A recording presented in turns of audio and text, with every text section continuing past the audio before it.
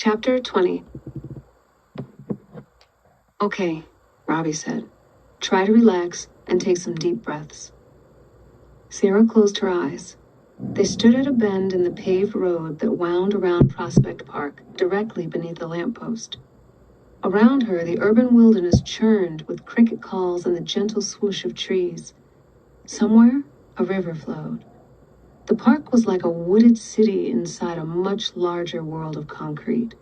The sun wouldn't be up for a few hours yet. Okay? Sierra opened her eyes and nodded. I'm ready. Look, Robbie said. It all starts with an act of creation. He pulled a piece of red chalk out of his pocket, crouched, and started to sketch out something on the ground. Do you always walk around with chalk in your pockets? Of course, think about it.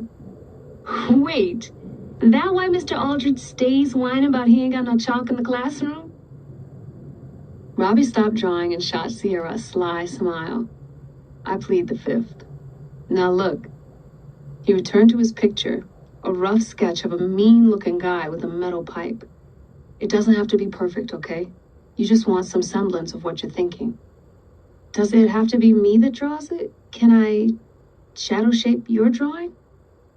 The magic is stronger if you draw it yourself, because you're more connected to your own picture and the spirits grow strong off that connection. I think I get it. Kind of. In shadow shaping, two things matter most, material and intentionality. Feel like I should be taking notes, Sierra said. Robbie laughed. I'll try and keep it simple. He pulled out a stub of blue chalk and shaded in some areas of his drawing. A painted mural is going to be a more powerful vessel than a little chalk sketch. Got it? Both because the material itself is stronger. Chalk is just dust, right? He blew away a section of the guy's pipe to demonstrate. And because a mural is generally going to be a higher quality of work, gives the spirit more to play with. He redrew the part he'd scattered. Like you're going to a knife fight. Do you want to show up with a toothpick or a machete? He filled in the last section of the guy with the pipe, then added some wings and sharp teeth. Intentionality matters because that's what the spirit connects to, what attracts them. I'm drawing this so you can shadow shape it. If I wasn't drawing it for you, you could still use it, but it wouldn't be as strong. The spirits respond to emotion. Since we're friends, they'll react to that when they enter the drawing. If I was scared of you and I was drawing it for you, it'd be powerful too, but a different kind of power. The strongest is when I draw a picture of the spirit that's going in it, like the mural I did for Papa Acevedo. But you can't usually do that. It's hard if you didn't know the person in real life, so we get creative with it. Like the mermaids in them at Cal 4. Right. So it doesn't have to be like my dead relatives that go into my pictures, right? No, it can be any spirit. Like I said, you'll attract like-minded ones with your intentionality. Anyway, since this is just practice, all the details don't matter much. You want to get a feel for it. Now, you see any spirits around? Sierra looked up and down the two-lane road. The forest stretched along either side of it. A little farther along, the road sloped up into darkness. If it wasn't for the sounds of traffic whooshing down Flatbush, you could almost pretend you were deep in the wilderness. There were a bunch around at the club earlier, Sierra said. Man, don't tell me spirits are like cops. Look again. Sometimes you gotta go all soft eyes to see them, even though you've already seen them. She let her vision blur and almost immediately saw a tall figure slow-stepping toward them down the path. Whoa. Yeah, one's coming. Sierra tensed. It didn't look anything like a throng hank, but still. It's okay, Robbie said. It's not gonna hurt us. You say that, Sierra said. She concentrated on relaxing as the shadow loped closer. Now look. Robbie held up his left hand. There's your hand. Thank you, Sierra. I realize that. Now you do it. Oh, wait, you want me to? But, Sierra. Sierra shuffled her feet and looked up at Robbie's determined face. All right. She put up her left hand. The air shimmered where the spirit had been. She squinted her eyes. The shadow was barreling toward them. Robbie, it's running. I know, touch the picture. But how do you know? Do it, Sierra, now.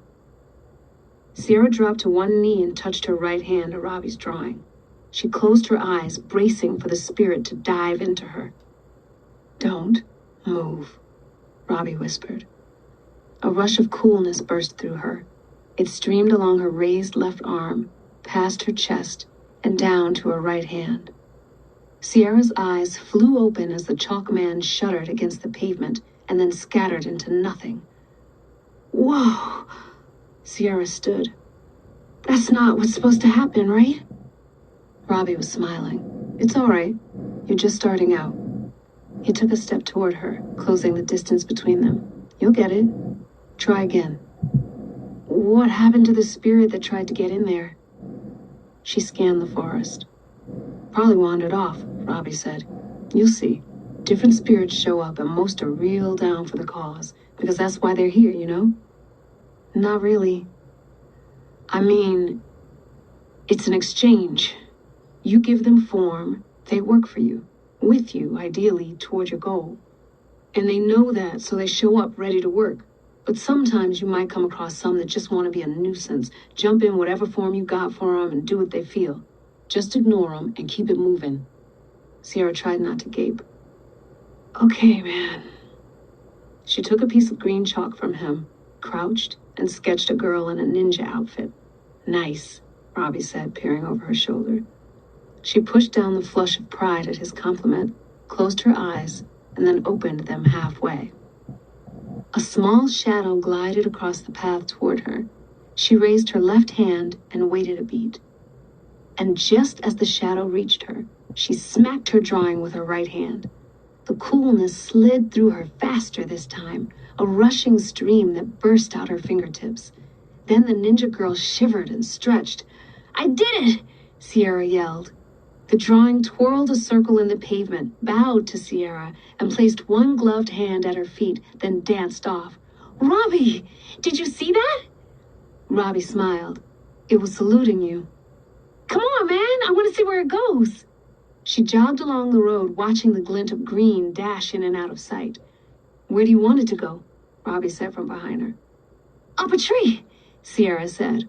The green ninja slid off the road and disappeared in the dark grass. A second later, it flashed along the trunk of a nearby oak tree. Robbie, this is amazing! Robbie was laughing. That was great, Sierra. You don't have to say what you want him to do out loud, though. You're connected. It'll respond to your thoughts. She turned and found Robbie a few paces behind her. Her smile felt like it was going to burst off her face and float away. Do they always stay close to the ground like that, flat? Or can they lift up and be 3D like us? They can, Robbie said, but it takes a lot of work to get there, and it takes a powerful Shadowshaper. The spirits only have so much energy, so you want to use it wisely. Getting all 3D like that drains them. He took a step toward her. Can other people see them, like regular people? If they look. She took a step toward him. They usually don't look, do they? No. The park suddenly seemed very quiet. Sierra wasn't sure if all the cars had just vanished from the road and all the night animals had agreed to shush at exactly the same moment, or she was making the whole thing up. Robbie's face was very close to hers. She felt his breath on her forehead. He wasn't smiling anymore. He looked serious, almost sad. She felt like if she put her hand against his chest, his heart would be beating 1,000 times a minute, and so would hers, and maybe they'd both explode. She opened her mouth to speak, and then something rustled in the tree branches above them. They both looked up. A few stars twinkled beyond the leaves. A bright green shape flashed past, and then the branch shook again, and a flurry of leaves cascaded in a slow, circular downpour around them. Sierra looked back at Robbie. She took in all the little details of him, the beginnings of a beard reaching down the line of his jaw, his wide nose and long eyelashes. For a few seconds, there was no wick, No phantoms, no weird family history, no murals. Just Robbie's peaceful face and the leaves on their gentle night sojourn, buffeted by the summer breeze. She opened her mouth again, but whatever was going to come out got caught in her throat. What? Robbie asked. What happens now? He closed his eyes and slowly opened them again, now grinning. We practice. Practice shadow shaping? Combat shaping, Robbie said. He walked past Sierra down the path and then broke into a run. Come get me. Robbie, what? Wait! But he was gone.